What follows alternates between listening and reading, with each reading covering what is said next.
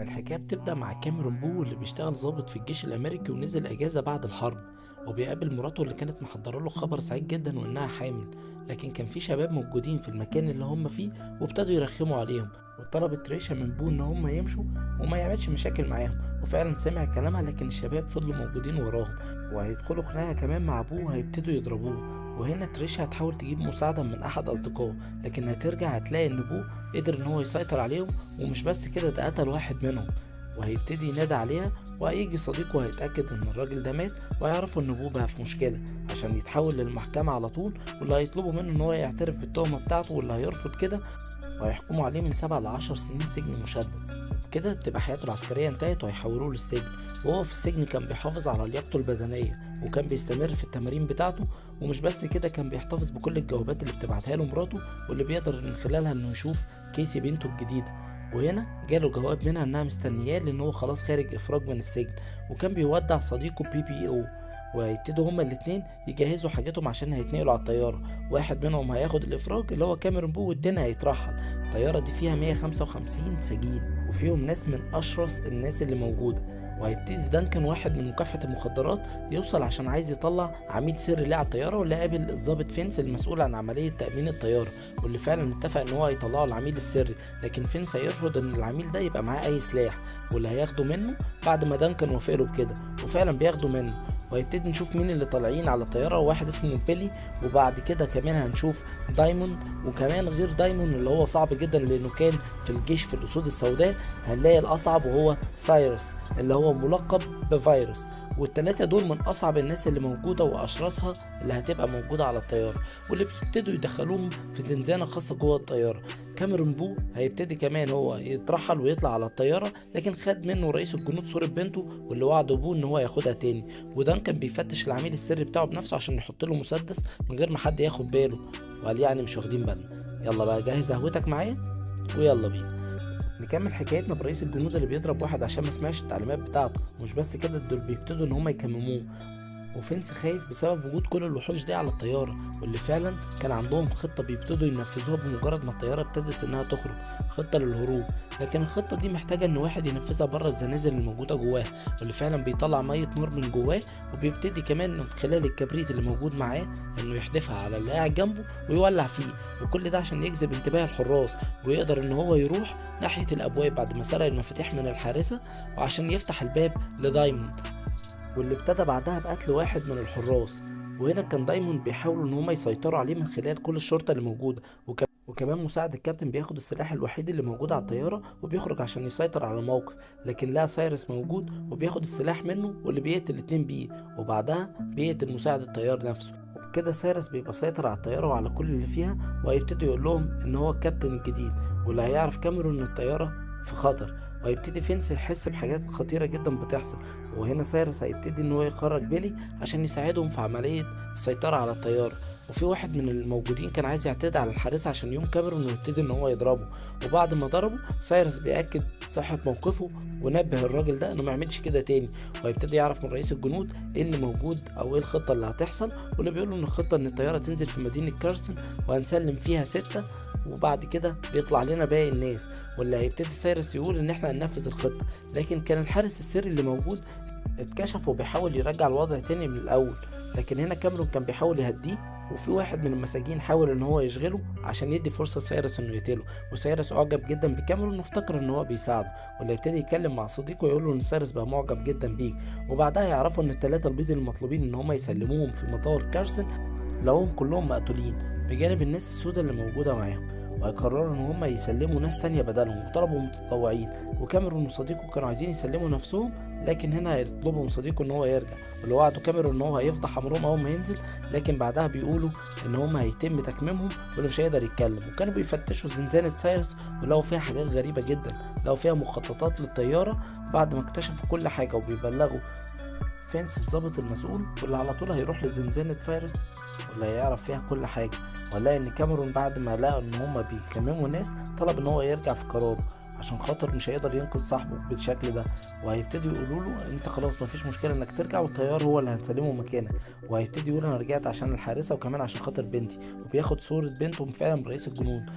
فهيبتدي كاميرون ياخد جهاز التسجيل اللي كان موجود مع الضابط السري عشان يفكر ان مطار كارسون يبتدي يعرف اللي بيحصل في الطيارة. وفعلا الطيارة كانت وصلت في مطار كارسون وبتنزل عشان تلاقي كل اللي موجود مستنيها من الشرطة ومن كمان المساجين الجداد، وبيبتدي خطة كاميرون ينفذها. وينزل الراجل ده اللي هو رئيس الجنود، لكن كان مكمل ومكانش عارف يعترف بكل حاجة. ويبتدي سايرس ان هو يستلم المساجين الجداد واللي كانت عارفاه، وعرفهم خلاص انهم مسيطرين على الطيارة. واحد منهم فرح جدا ونبه واحد قال له انت كده هتفضح امرنا. وهنا الضابط فينس كان لقى كل المخططات بتاعة الطيارة وعرف ان الطيارة بتاعته في خطر، وكمان قدر يعرف من الكتب اللي كانت عند سايرس ان هو كان بيخطط لاجتماع عشان خاطر يقدر يسرق الطيارة، وبيخطط كمان ان الطيارة لما تنزل في مدينة كارسون هيعمل ايه. وسايرس كان محضر لهم مفاجأة ان حصل انفجار شديد جدا قتل كل اللي موجود في الزنزانة بتاعته. وهيبتدي واحد من المساجين، وده كان الطيار الجديد، ان ينفذ باقي الخطة ان هو اللي هيطير بالطيارة. وكان في واحد من باقي المساجين بينفذ خطة تانية، ان خد جهاز التعقب اللي موجود فيها وراح ان هو ينقله طيارة تانية تماما موجودة في المطار، بحيث ان لو الشرطة عايزة تتعقب الطيارة تتعقب الطيارة الخطأ. وهيبتدي العربيات انها تتحرك، لكن كان في مسجون خطير جدا بينقلوه واللي بيبتدي سايرس يستقبله. والمسجون ده كان بيقتل ناس كتيرة جدا، وكان القتل عنده عادة سريعة جدا بيحب يعملها. وبعدها هيبتدي ان هم يعتدوا على المساجين عشان كانوا بيحاولوا ان هو يتكلموا، واللي بينزل منه التسجيلات واللي بيشوفها واحد من الامن وبيعرف ان في حاجة غلط. لكن هيبتدي يكمل الحركة بتاعته وبلغ ان طيارة تحت الاختطاف، وبيبلغ واحد من الامن اللي موجود واللي نزل. لكن سايرس هنا كان اسرع منه وكمان هيقتله. وبيرجع سايرس بسرعة وكل الموجود للطيارة، وبيأمرهم ان هم يطلعوا باقصى سرعة من المطار. وسابوا الراجل اللي كان موجود معاهم اللي كان بينفذ الخطة البديلة، وهو ان هو ينقل جهاز التعقب. وفعلا الطيارة دي كمان هتبتدي تتحرك. وهنا دانكن وفينس كانوا الاتنين بيدخلوا مع بعض في خلاف شديد جدا، ودانكن عايز يدمر الطيارة بكل اللي موجود فيها، وهيبتدي كمان انه ينفذ خطته واللي فينس كان معترض عليها. ودانكن طلب قوات مسلحة انها تساعده. هنرجع تاني للطيارة واللي بيبتدوا ان هم يغيروا المسار بتاعهم لان التانيين بيتعقبوا طيارة خطأ. وحصل اتصال بين فينس وبين سايرس، واللي عرف ان سايرس مسيطر على الطيارة، واللي كان طبعا رافض يتكلم مع دانكن. وبعدها هيكذب عليه وهيقول لكاميرون بول ان احنا رايحين لمطار لارنر، واللي كانت الشرطة استدعت مراته وبنته عشان يحاولوا ان هم يطلعوا منهم باي معلومة. لما عرفوا ان كاميرون بول جات له كذا فرصة ان هو يهرب ورفض الهروب، وان هو كمان انسان حر. وفينس هيستغرب من دانكن اللي ابتدى ينفذ خطته، وهيكتشفوا ان في جسم غريب متقل الطيارة، واللي هيطلب سايرس من كاميرون بو ان هو ينزل ويتفقد الجسم ده. وده فعلا اللي هيطلبه دايموند من كاميرون، واللي هيقول ان سايرس عايزك تنزل هنا عشان تتفقد ايه اللي موجود. واللي هينزل معاه وهيلاقوا واحد مقتول، واللي هيقرروا ان هم يرموه. لكن كاميرون بو فكر في حاجة تانية، وانه ياخد القلم ويكتب كمان رسالة موجودة عليه عشان لما ينزل الشرطة تكتشف ايه اللي حصل. وفعلا بيرمي الراجل ده، واللي بنلاقي ان هو بينزل بيدمر عربية كانت واقفة في اشارة مرور. وفعلا الشرطة بلغت فينس بالرسالة، واللي هيبتدي تاني ان هو يحاول يوصل مرة تانية ويعمل احصائيات على حسب المكان اللي وقعت فيه الجثة. وهيبتدي يبلغ دانكن اللي رفض ان هو يسمع كلامه، وهيكمل خطته وقال انا هتعاقب الطيارة. وهنا فينس هياخد عربية دانكن عشان يوصل لمطار ليرنر عشان يبتدي ينقذهم. وبيلي كان اكتشف امر كاميرون بو، واللي ينزل كاميرون بو يلاقي ان هو بيقرا رسالة بنته وبيقراها باستهزاء، وبيتخانق مع كاميرون بو وعايز كمان ان هو يقتله. واللي بيقدر كاميرون بو ان هو يتخلص منه عشان ما يفضحوش. وبيوصل دانكن يلاقيها انها طيارة ركاب عادية، وان الناس اللي موجودة فيها مش مساجين، وبيعرف ان فينس كان معاه حد. وبيبتدي فينس ان هو يوصل لمطار ليرنر، وبيلاقي ان الطيارة بتاعت المساجين كمان وصلت للمكان، وبتبتدي تصطدم في حاجة وبتتعطل الطيارة. واللي بينزلوا منها وبيبتدوا يدوروا على الطيارة اللي كانت مستنياهم.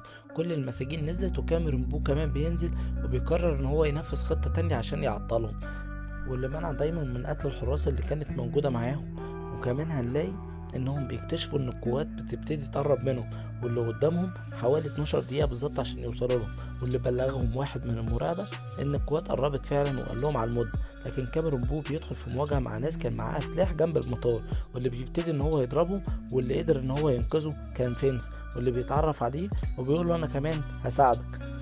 ويبتدي هنا هنلاقي ان سايرس بيحاول انه يحرك الطياره، وبكل المساجين اللي موجوده معاه بيحاولوا يخرجوها من مكانها. لكن واحد من اللي كان موجود معاه خد الطياره الاضافيه اللي كانوا هيطيروا بيها، وابتدى فينس ان هو في اخر لحظه ينقذها ويوقف الطياره دي واللي بتفجر المكان اللي موجود فيه بعد ما سايرس قرر انه يحرقه. والمكان ده كان فيه كاميرون بو واللي بيخرج منه بصعوبه، وهيبتدي يقول للمساجين احنا لازم نحارب القوات اللي داخله ونبتدي نعمل لهم فخ ونسيطر على عربيه منهم. ويبتدي ينفذ خطته وجهز كل المساجين اللي موجوده معاه عشان ينفذ خطته، واللي فعلا بيبتدي ان هو يحرق اول عربيه موجوده. لكن فينس ابتدى ان هو ياخد جرار ويحمي كل القوات اللي موجوده وانها تمشي وراه. وكمان كاميرون بو ربط الطياره بتاعه سايرس في عمود عشان خاطر ما تقدرش انها تطير، وسايرس بيضرب الحبل ده بالرصاص عشان خاطر يقطعه. والطياره فعلا قدرت انها تطير في الاخر وخدت العربيه بتاعه دانكن واللي بتقع تتدمر قدامه.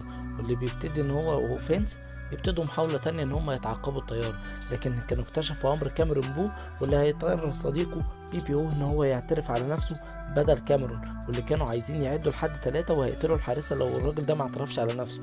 وفعلا بيعترف على نفسه واللي ضربه سايرس بالنار.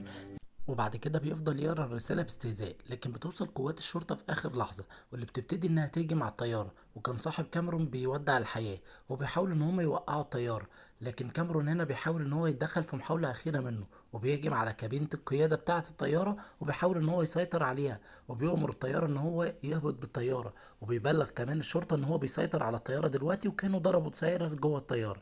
وفعلا الطيارة بتقرر الهبوط، لكن في مدينة مليانة من السكان، والطيارة مش لاقية أي مطار إنها تنزل فيه، فبتقرر إنها تنزل في طريق عربيات.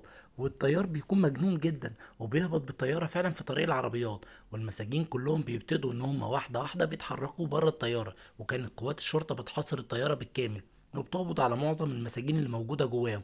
وبيبقى هنا كاميرون قدر ان هو ينقذ صديقه، وفي نفس الوقت قدر ينقذ الحارسة اللي بتشكره جدا على مساعدته ليها.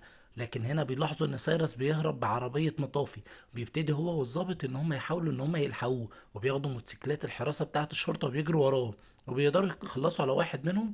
وفي نفس الوقت بيطلعوا على العربية، وبيقدر هنا كاميرون انه يضرب سايرس. وبعد مبارزة شديدة ما بين الاتنين بيقدر كاميرون ان هو يقبض عليه ويحط كمان الكلبشات في ايديه. لكن الطيارة كانت ماشية بسرعة جنونية، فبينط الظابط منها في اخر لحظة وكمان كاميرون قبل ما تنفجر، واللي في الاخر سايرس بيموت. وبعدها بنلاقي ان كاميرون والظابط بتبدأ ما بينهم علاقة صداقة قوية.